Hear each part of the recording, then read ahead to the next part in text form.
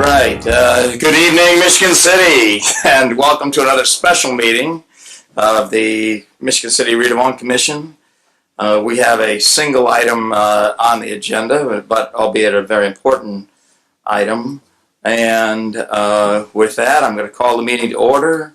And Deb, if you would let the minutes show that all commission members, with the exception of Teresa Edwards, are present. And let me turn over to Alan just for a minute because we just had an executive session. There was an executive session immediately preceding this meeting. No items were discussed that were not permitted by the open door law, and no decisions were made. Thank you. All right. Item number 3, approval of bonding for the double track project. And I'm going to ask Randy or Andy, could you kind of give us a little overview?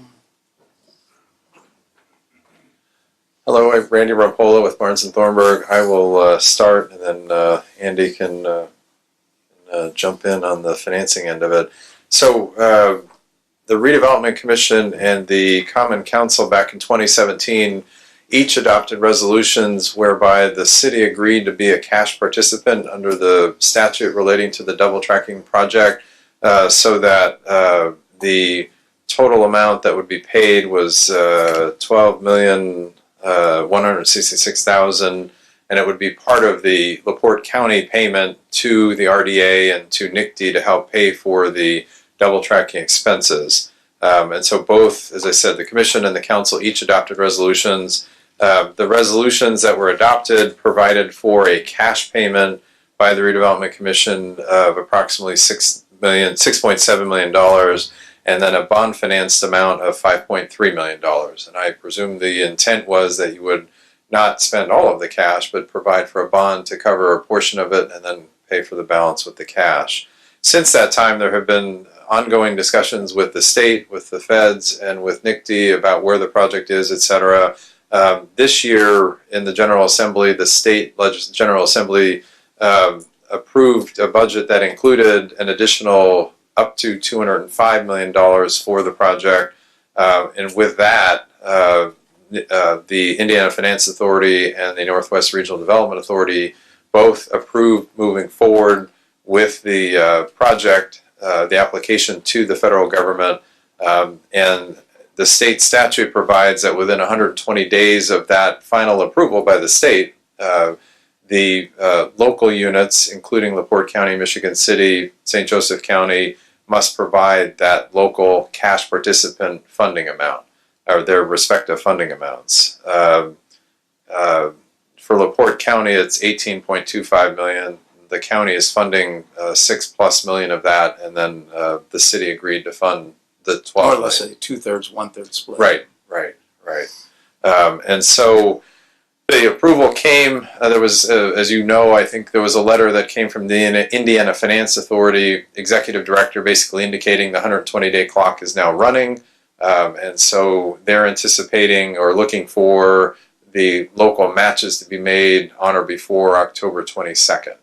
With that, then we prepared a timetable that provided for the financing that was contemplated by the resolutions adopted back in 2017. So what is before you is a resolution to approve a form of lease. And I would note that I deposited an updated copy of the lease, and I'll just mention the change I made. I made one minor change to it, and Andy can speak to it as well. But what you are doing tonight is taking the initial action of the Redevelopment Commission, if you adopt the resolution, to approve the form of the lease and basically set it for public hearing. The process would be, that is contemplated here, is the Redevelopment Authority, Redevelopment Commission lease financing. There would be a lease between the Commission and the Authority. As described in the resolution and set forth in the lease, what you would be leasing from the Authority then would be a portion of 11th Street, which would be impacted by the overall project. And that then would allow the Authority to issue its bonds. A portion of those proceeds would then be used to become the cash payment, or the bond payment, if you will. The usable proceeds of the bonds would be the bond payment, and then the Commission would make the $12 million payment as well to the IFA and to the RDA. So the action before you tonight is to approve the form of the lease. And I'll just speak to the lease quickly. I'm happy to go through in excruciating detail, but I think I might cause you all to nod off. But effectively, it is a lease between the authority and commission. It provides for a term not to exceed 22 years and a maximum lease rental. And this is the change. The version that we are putting before you tonight, as opposed to the one that I had emailed to Craig on Friday, the lease rental is set at a maximum of $720,000. And Andy can speak to the decrease a bit from the max we were using earlier. But that is the maximum lease rental set out that's now. per year. Per year, annual lease Or payment. up to 22 years. Up to 22 years. And again, I'll let Andy speak in a second to the parameters. But again, well, not again, but I do want to say is the lease is set up as a parameters lease. What we're looking for is to get approval, all of the approvals, and then once the bonds are in fact sold, Section 4 of the lease provides that the lease term and the lease rental will be reduced to match whatever the debt service is on that $5 million or $5.3 million bond issue that was previously authorized by both the commission and the council. So we go to market, and you may get a lower rate than what's in the Right, projection. right. Could be higher too, but most likely Right. lower, right? Right, and that's the need for having the maximum lease rental. In the event that the interest rate is, and Andy can speak to the amount of the interest rate he's using now, which is a high interest rate, but to the extent the market moves away from us and rates are a little bit higher than what we expect them to be, we'll have that covered here by using a not to exceed lease rental and a not to exceed term. If we didn't do that, if we use current market rates, and the rate did go up, then we'd have to go through the entire approval process again, and we wouldn't be able to close before October. With the initial action this evening and proceeding forward based on a schedule, we are able to close in October. I think October 17th is the targeted closing date at this point for that. So if there aren't any questions on the resolution or the lease, I'll turn it over to Andy to speak to the structure. Or unless you need help with this, could you speak to a little bit about how often communities do bonding for projects and why, and your experience with them? Sure. Most communities will look at a project, and a lot of it has to do, one, with sort of the current cash flow of the issuer, and then secondly, the type of project it is. To the extent the project is a longer term, has a longer capital life, if you will, and the expected rate of return of that project, the community is more likely to bond for it. So in this case, double tracking, obviously it's a capital investment by NICD that the city and the LaPorte County and the other counties will help pay for.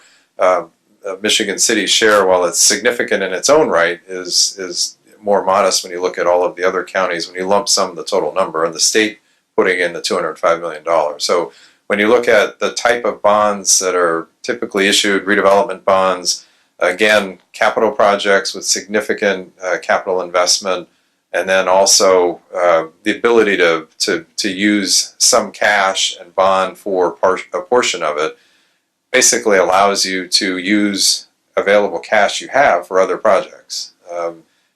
I've never seen a community say, well, we'll just take all of our cash and we'll put it into one project, and we'll hope to God that nobody else comes to us with another idea or another project that we don't have any powder and to help fund that, right? And so I think the mix here of using some cash, more cash, and then bond for a portion of it will allow you then to have ability to do things in the future on an ongoing basis. And Andy can speak to the coverage factor in the financing. Even within the bond financing, there is a coverage factor, and that allows you every year to be able to use the coverage amount for ongoing projects as well. But it's fairly routine if you look at communities around the state, and I think I've said this before in the context of other projects, that this type of financing mechanism is primarily the strongest financing mechanism that local units have, because you have the ability to issue what could be viewed as a revenue bond financing. And in the marketplace, a revenue bond financing generally will have higher interest rates because there's a greater risk that the revenue won't be there. But using this lease structure allows you to basically get the rating that the city would otherwise get on a general obligation bond, but you're not necessarily, you're not going to need the general obligation backup, if you will, because you will have the revenues there. And this financing technique is very common in Indiana, and rating agencies and bond purchasers will look at that and be very secure in the structure because it's been used a lot in this state and other states as well. Well, and I think also having been through, I think it was in 2017, the city reestablished its bond rating, and obviously our payment history and our ability to pay all of the bonds that we've taken out so far factored into us reestablishing the good bond rating that we have, or the good credit rating that we have.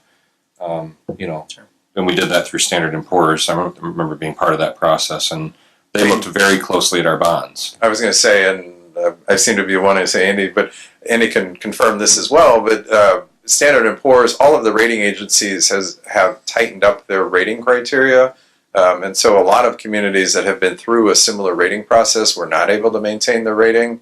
Nothing really has changed. The communities are not that much different than they were the day before the rating analysis, but it really has to do with how the rating agencies have tightened up their rating criteria. So to be able to maintain we were able to maintain ours. Yeah, to be able to maintain the rating is a credit to the strength of the credit here in Michigan City and your ability the to... decisions that have been made. Right. One other quick question, Randy, Yeah. that I've been asked is just what's the call provision for the bonds? What's the early call provision? We and we're not exactly at that point, but we would anticipate that we would have the standard in the municipal market is a 10-year call. 10-year. Okay. But if the bond issue, again, I'll defer to Andy. So that may be a good question to turn over to Andy. But typically in the municipal market, it's a standard 10-year call. Any other questions for Randy? All right, Andy, maybe you could add to that summary, please. Well, thank you. Good evening. Andy Mauser with Baker Tilly. I passed around an updated set of schedules, so just wanted to quickly walk through that here this evening. I know when we had done the bonding capacity and cash flow analysis in May and June of this year, we had looked at the illustrative double track financing. So just wanted to provide a current estimate to kind of give you an idea of what we think the bonds could look like when they would be sold and then closed in October of this year. Obviously, interest rates not locked in at this point, but I think the rates shown here certainly have some cushion for market movement here in the next few months and should be conservative. So we've run an illustrative $5,390,000 bond issue, which was the amount that was approved, I think, by the Commission and the Council back in 2017. So just kind of starting out on page 3, you'll see the total $12.2 million. With some cushion in there for the actual project costs. You'd also be funding a debt service reserve fund. So going back to Randy's comments on S&P, in order for S&P to have that comfort that the bonds would have that GO equivalent rating for the city, they just want to see that you have essentially 1 year's payment on reserve. That's something the city's done with your previous TIF bonds. That's money that'll sit in a reserve account and then can be used for the final payments on the bonds. So just wanted to highlight that amounts about $650,000, but with the structure of this bond issue, it'll actually help you pay those bonds off quite a bit early. So and then you can see the other various financing costs. So the total project would be funded by the $5,390,000 of bonds, and then cash contribution of about $7.5 million. And then another smaller cash contribution just to fund a difference in the reserve. So overall, about $7.7 million is what you would need to fund out of your cash on hand, with the remainder coming from the bond issue. So then page 4 takes a look at the current estimated repayment structure. You can see we've structured it as a 20-year financing, just a little bit under 20 years, which is through the life of your TIF areas. But you can see the current structure is very, very front-loaded. So the majority of your TIF will expire in 2027. So we've structured the repayment right along with your TIF collections. So on the far right, you can see your total annual payment over the next 8 or 9 years will be right around $650,000. So going back to that maximum that you would be approving in the lease of $750,000, that just gives a little bit of room for interest rate movement again, but able to bring that down from the $950 that was in there originally. And then you can see in the later years the payments drop off drastically. So that $650,000 that you would have in reserve could actually be used. If you look right there in 2028, there's about $600,000 of principal outstanding. So actually, at that point, you'd be right at that 10-year call, and you could use that reserve money to actually pay the bonds off in about 10 And that's years. kind of a unique position for us to be in because we haven't been able to do that before with another project. So Correct. that's a huge factor in this case. And that's just due to the ability, since you have preserved a lot of that TIF capacity, we're able to keep those payments, like I said, kind of accelerated in the early years so that those payments in later years are minimalized. Typically, that reserve's used to make your final year's payment, but with this structure here and those payments decreasing in the later years, it actually helps you make about 9 or 10 years worth of payments early. So, yeah, certainly a benefit with this structure here. And you can see the interest rates we're assuming currently, based on the city's current credit rating, bond rating, ranging from about 1.8 to 4%. So the net interest cost for the 20-year financing's right around 2.9%, and certainly paying those off early would, reduce that interest as well.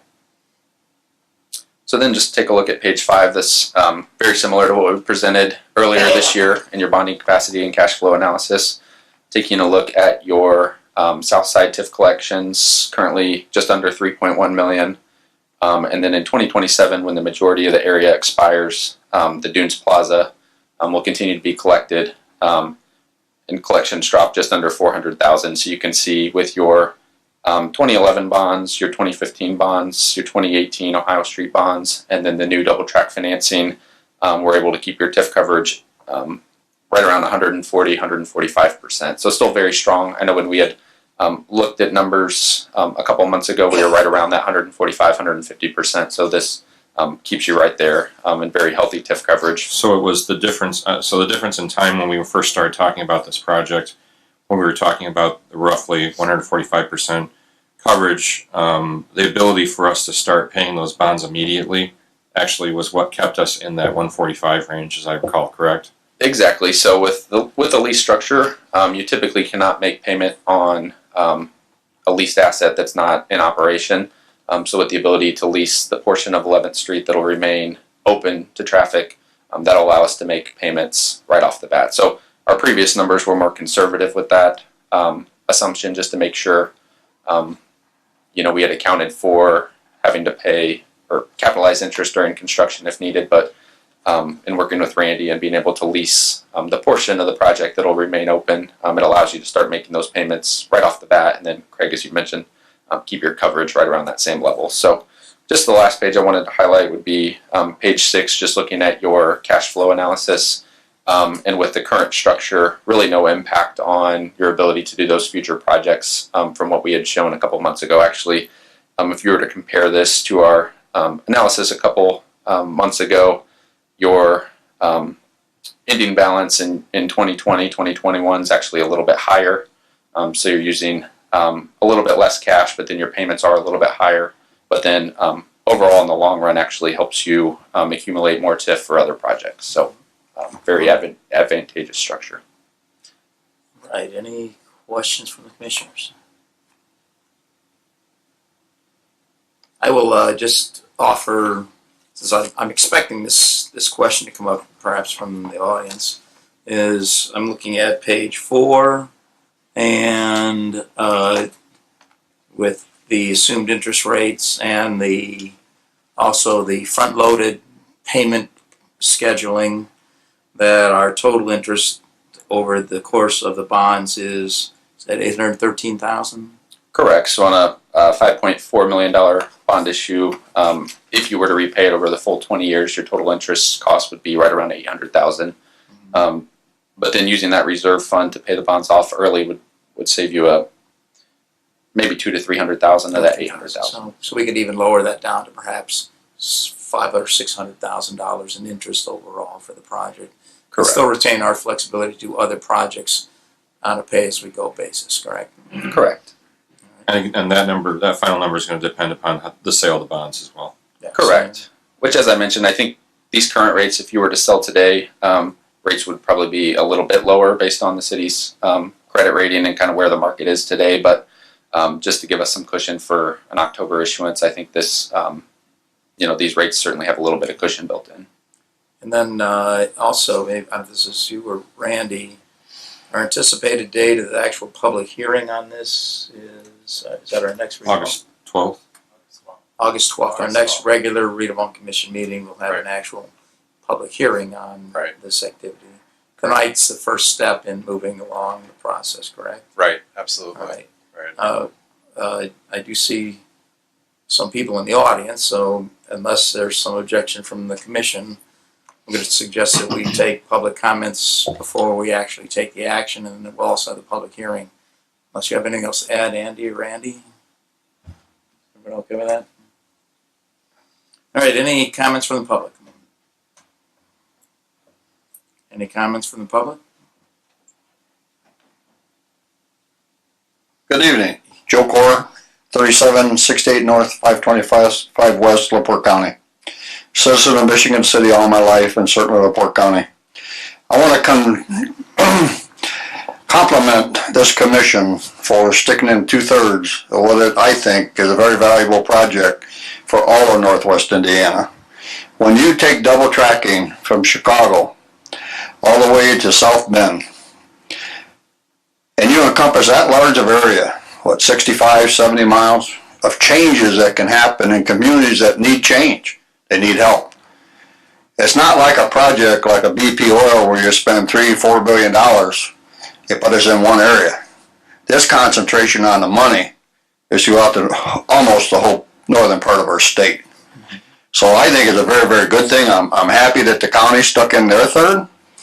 I'm really happy that our governor, Holcomb, who has been in Northwest Indiana now for the last couple years, good friend to the city, good friend to the mayor, and very welcoming for Northwest Indiana. We never had that input for many, many years.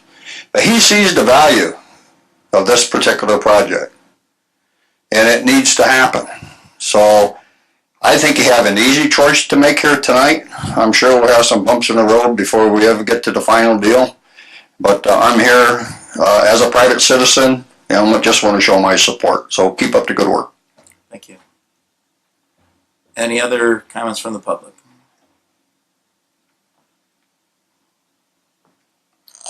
Dwayne Perry, 2206 Maple Street, Michigan City. I hope that in the spirit of transparency and openness that the handout that was provided to the commission will be available to the public. Yes, it will, and it is actually an old handout, and we'll review it verbally now, and you can certainly come and have a copy. Thank you. You're talking about He's talking about the Baker Tilly. the Baker It was Tilly provided by the two consultants. right here. Yeah. Oh, from the The two Baker consultants, yes, for certain. Thank you. So, work with public dollars, and they're available to the public. So, any other comments from the public? Any other comments from the public? All right. With that, then I'm going to close the public comments. And what's the pleasure of the commission? Chairman, I'd move to approve. Support. Moved and seconded. Any further discussion? All in favor, signify by saying aye. Aye. Opposed? All right, motion carries. Thank you very much. And then our next official public hearing will be on August 12th at our regular meeting. And then at the later date, it will be in front of the city council. And there's also a meeting in the middle of the Redevelopment Authority, which is another step in the process to make sure that both the public and our elected officials, and of course appointed folks, get the best opportunity to make the best decisions for the community. So, any other thing for this evening? And with that, I'm going to ask for a motion to approve. Adjourn. Thank you. All right, we're adjourned. Thank you.